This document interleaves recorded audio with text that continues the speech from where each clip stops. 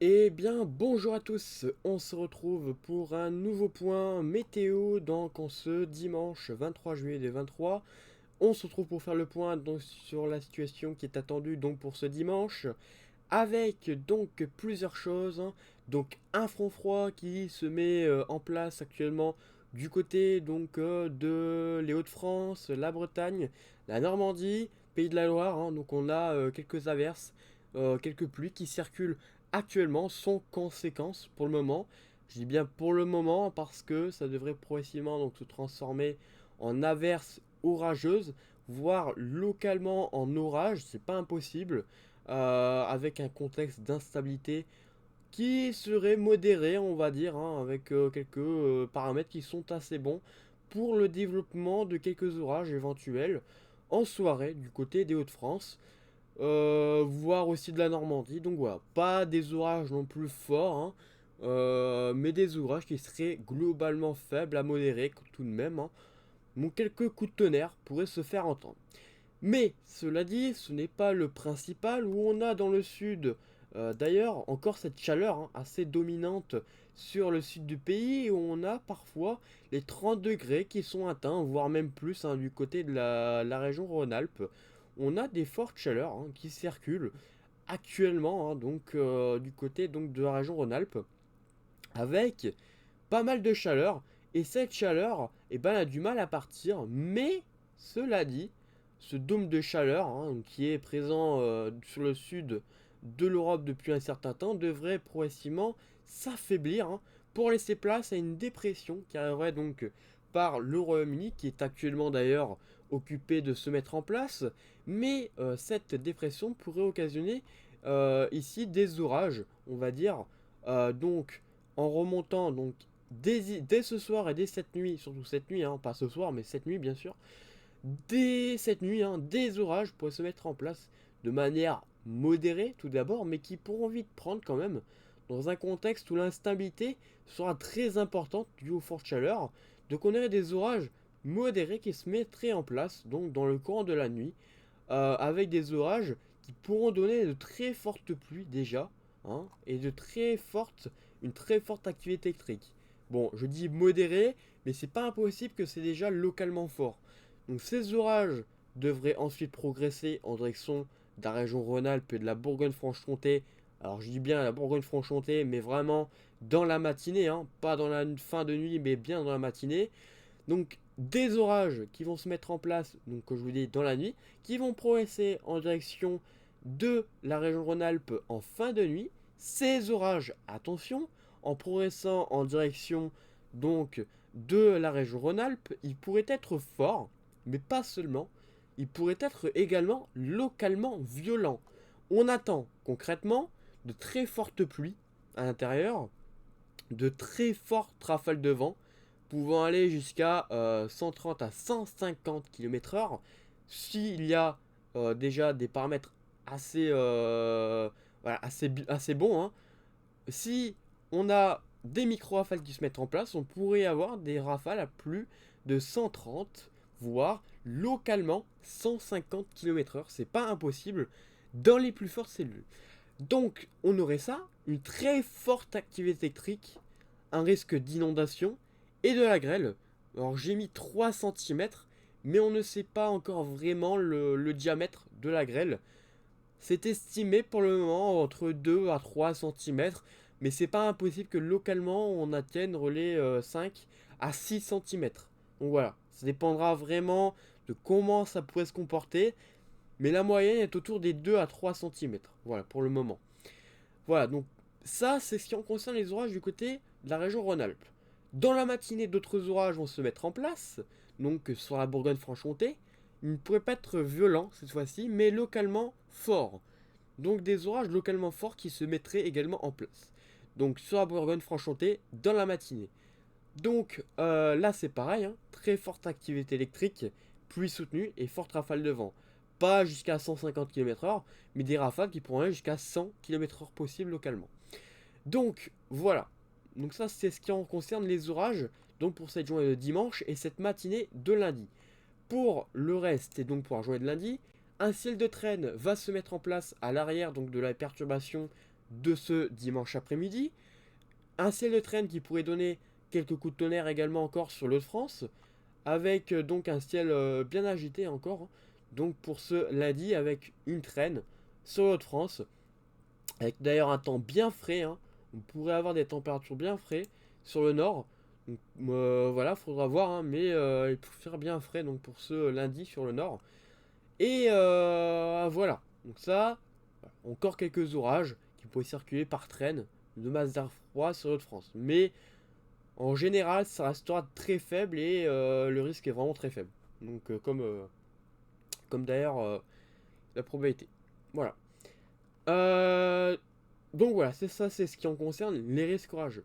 La chaleur, donc comme vous l'aurez compris, va finalement partir pour cette journée de lundi, où la chaleur se fera vraiment sur la région de l'extrême sud uniquement. Donc par exemple du côté de la Côte d'Azur et de la Corse. Voilà, il n'y a plus que là où vraiment on attend des fortes chaleurs. Cela dit, pour cette dernière partie de dégradation, des orages, une nouvelle fois forts, voire localement violents, voire si les prochaines réactualisations voient un risque, malheureusement, je dis bien malheureusement, parce que vu les conditions, c'est très délicat.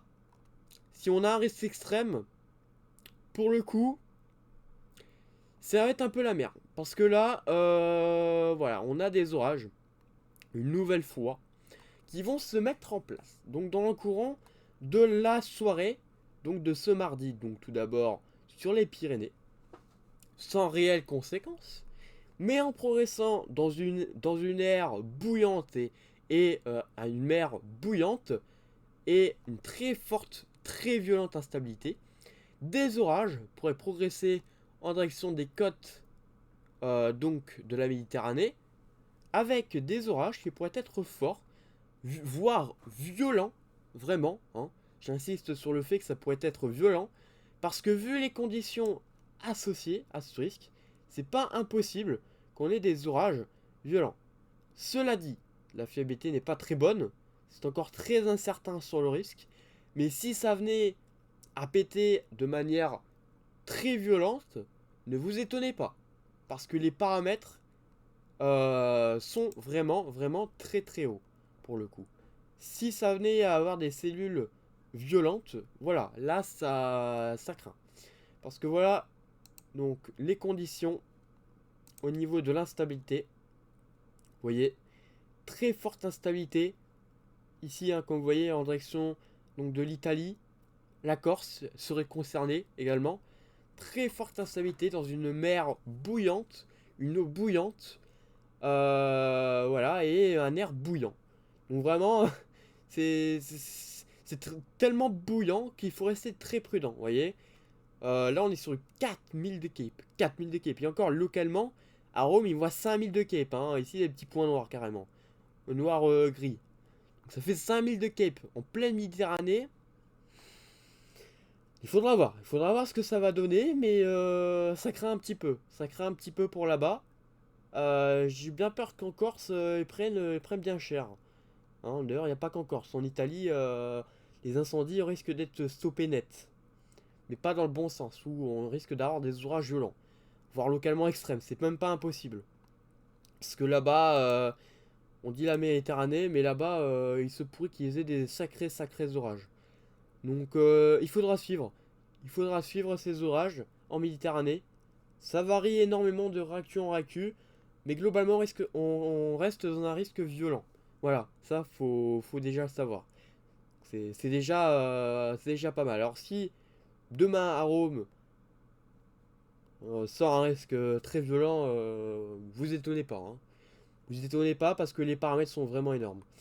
Donc voilà, même s'il manque quelques paramètres au niveau des supercellules, pour autant, rien que voir là, vous voyez, c'est complètement le bordel, vous voyez, ça c'est... Les géopotentiels sont sans commentaire, parce que là c'est fou. Donc voilà, c'est à suivre, c'est à suivre. Je vais peut-être pas rentrer en détail concernant le risque de mardi dans la nuit. Si jamais par malheur ça viendrait aux dernières accusations de Warhome, aux avant-dernières avec un risque très violent, je referai un point et une carte. Et je tiens quand même à vous prévenir, parce que Kerono, je sais pas ce qu'ils ont prévu de leur côté, mais c'est pas impossible, vous avez déjà mis une très grosse alerte pour la journée de demain. Alors ils ont rien mis carrément, d'accord, d'accord Keronos, d'accord. Bon, je vous rassure, il y aura quand même un risque, hein. Il y aura quand même un très gros risque, hein. Alors je sais pas si on peut le voir, voilà. CEP et modélise ça par exemple. Ça c'est pour CEP. Bon, pour l'instant, sur les intensités électriques, on n'est pas forcément très violente. On est plutôt sur du violent, mais quand même. Quand même. Il y a quand même une cellule potentiellement très active qui peut se mettre en place. Donc c'est à suivre, hein. Franchement, c'est à suivre. C'est à suivre. Voilà. Donc concernant la carte, donc pour ce dimanche, voilà. Elle est mise donc sur l'onglet communauté. Donc c'est un peu ce que je viens de dire, hein, au début de ce point. Voilà, hein, au niveau du zonage. Donc risque modéré sur Haute-France, risque fort localement violent du côté de la Bourgogne-Franche-Comté et la région Rhône-Alpes. Le Massif central un petit peu également, mais ce serait plutôt la région Rhône-Alpes, hein, avec des grêles, de la grêle et de fortes rafales de vent. Donc voilà. Pour la suite, je vais me revenir un petit peu sur la suite de semaine où on aurait un temps très frais, hein, une dépression assez costaud quand même, on peut le dire, qui va rester positionné donc sur le Royaume-Uni et l'Irlande, donc avec des pressions extrêmement basses pour la saison, hein, en tout cas. Donc cela veut dire qu'on aura pas mal de perturbations, hein, sur le nord. Et voilà, uniquement, alors je parle uniquement sur le nord parce que sur le reste du pays ça reste un peu incertain. Mais globalement, il y aurait entre jeudi par exemple, jeudi et vendredi, un temps assez frais qui pourrait se mettre en place. Donc voilà, il faudra suivre.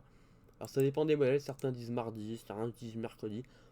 Bref, en général, la semaine prochaine serait globalement automnale, ça faut le savoir. Avec un temps gris, avec de nombreuses perturbations. Et ça, je vais repréciser aussi certainement dans un prochain point, beaucoup de précipitations sur le nord. Donc on ne sait pas pour le moment s'il y a un risque réel d'inondation, mais pas mal de pluie à attendre. Pas mal de pluie à attendre, ça faut le savoir. Donc une semaine très pluieuse du côté des Hauts-de-France et de la Normandie aussi. Donc voilà, il faudra surveiller ce que ça donne. Et pour la suite, on aurait le retour de l'anticyclone.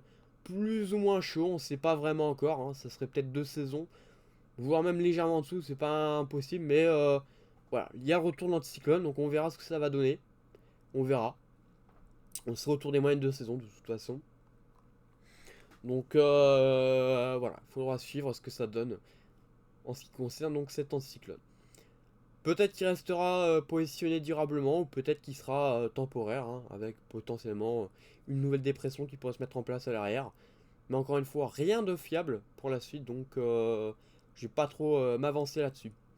Voilà, et ben écoutez, merci d'avoir suivi ce point météo, et on se retrouve donc bientôt pour un nouveau point. A bientôt.